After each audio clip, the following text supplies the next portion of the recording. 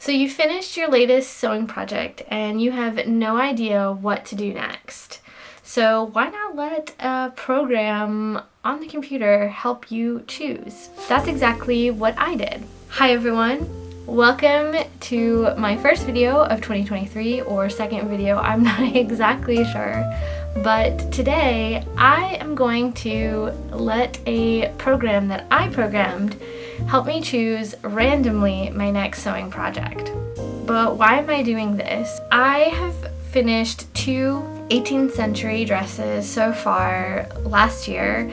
I did a robe à la française and I made this, a 18th century dress for my Halloween costume because quite frankly, nothing I could find at a thrift store or any kind of costume shop or any shop that had costumes, they just were not cutting it. So I decided, you know what, I'm gonna make this dress in a week, I should mention, for Halloween. And it was a lot of fun and I really enjoyed it, and it was tiring, but I feel like my skills and my talents in dressmaking are getting better every project I do.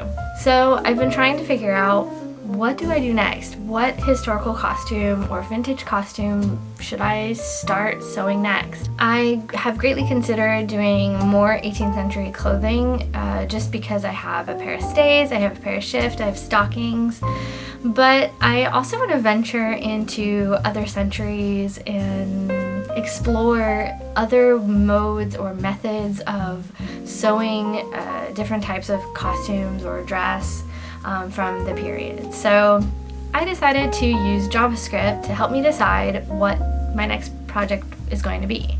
For those of you that don't know, I actually went back to school starting in August of 2022 to study basically web integration. So that's a TLDR version of it.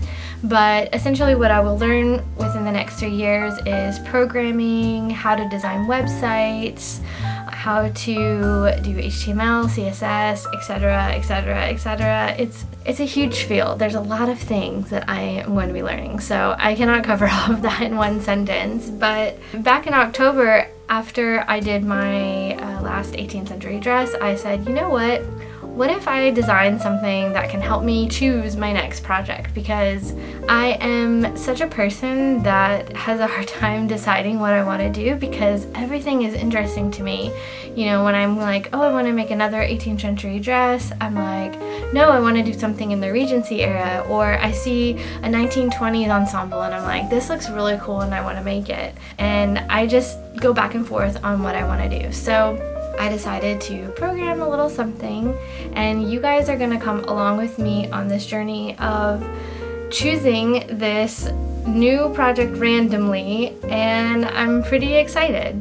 So essentially this is going to hopefully be a series of videos that I'm going to be doing to kind of bring you along on the journey. This is my day one, my day zero of choosing my next project, and then we will hopefully either find a pattern to purchase or draft my own pattern. I really don't know if I'll be able to do that at this time in my talents, but you never know. Yeah, if you guys want to see sort of the background of my program, if you are someone that does programming and you're like, I really want to see this, it sounds interesting, let me know in the comments below. I can totally make a separate video just kind of talking about my code. Before we begin, before I let this program decide at random my next project, I want to just describe sort of what we are, looking at here. It is in French, so don't worry.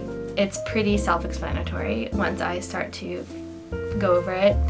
So essentially the first button that we are seeing here is going to help me decide which century. So I have placed 3 centuries into my program, 18, 19, and 20. Early 20, I should say. I'm not interested in doing anything from anything over 1959 as of this time. So it will choose at random our century.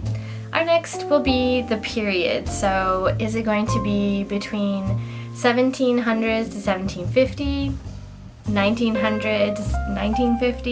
You understand where I'm going with this. And then finally we'll choose a specific date within that time period. So I split it up into 50-year periods rather than a 100-year period or a 10-year period. And essentially what it does is it will, it will look and say, okay, you've chosen, 19th century. This is going to be 1850 to 1899. And now here's the specific date because, within a 50-year period, fashion is changing, not drastically, but enough that the difference between 20 years can certainly dictate how someone is dressing within that time period. So something else I do want to mention is it's not really random. So every time I've tested this, it has come out with the 18th century. It has said 18. Normally, the first time I press the button, Felix let me know that it's random, but not really random always. So I don't know if I want to, if it chooses 18, I'm like, do I stick with this or do I, press the button again for it to choose something else? I have considered that if it does choose 18, but you know what? Because it's supposed to be random, we're gonna go with it. We're gonna trust the process here, and it is gonna give me a specific date, whereas before I was just kind of, I don't know, Robe à la Française, they're kind of a little bit later, and the dress that I did for Halloween, I don't know where that fits in specifically, like date-wise, so I think it could be interesting to, let it choose a date, and then I can take some time and research what we're looking at for, say 1739, for example. So that could be interesting. So I'm gonna trust the process. I'm not gonna, if it chooses 18, which I have a feeling it will. If it does, then I'll be surprised. But if it does choose 18, we're just gonna go with it. And yeah, let's do it. All right, so we have our I just have a snippet of my page being recorded. This is basically all that it is. If I had some CSS, I could shorten my my boxes, my fields here, but we didn't go that far with my program. So here we go. We're gonna choose which century we are going to sew with. I'm like so nervous. I don't know why. I don't know why I'm nervous. I'm just nervous. Okay, so here we go. 20th century. Oh my gosh, this is so exciting. Good. It's not the 18th. I am actually happy about that because, like I said, I've already done 2 dresses in the 18th century. I want something new. Oh my gosh, which period is it gonna be? Please be something cool. Oh my gosh.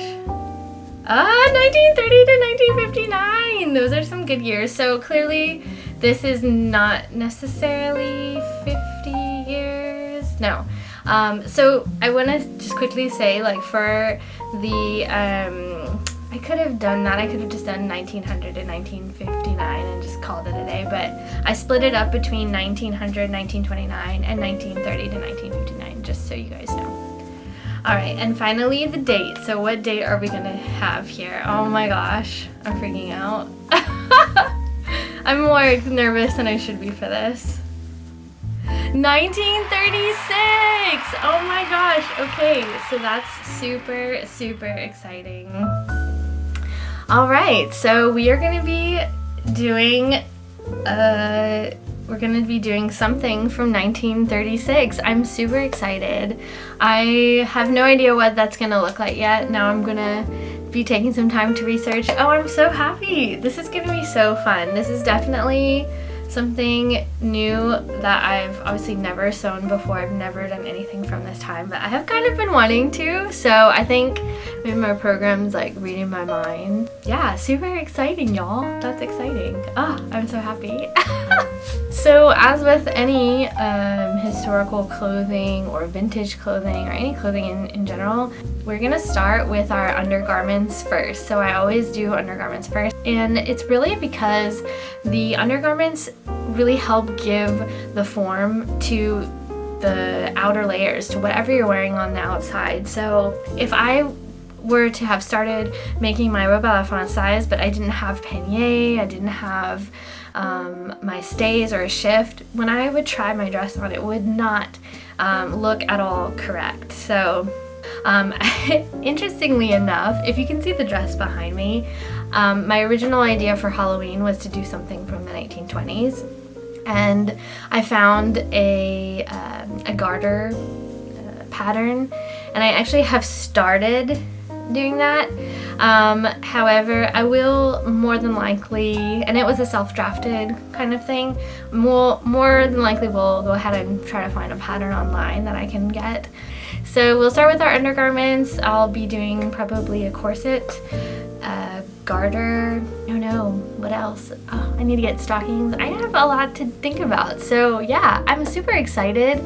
This is going to be really fun. And again, if you want to see the program on the back side of things, let me know.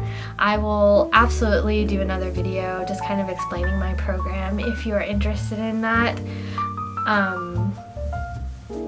Sorry, I heard Lola walking in here. She wears boots. Not actually boots, but she walks like she has boots on. So yeah, if you want to see that, let me know down in the comments below. Thank you guys so much for coming back. I'm really excited for 2023. I am going to make another video to kind of catch you up on some things. It's been a while since I have vlogged. So look forward to that, but this is a separate, completely separate thing, so I won't talk about anything here. And yeah, I've said it 5 times probably now. I'm looking forward to this project, and I'm looking forward to you all coming along with me on it. Thank you so much for watching, and I will see you in the part 1 of my I Let a Program Decide What to Sew Next series. Take care, everybody. I'll see you next time. Bye.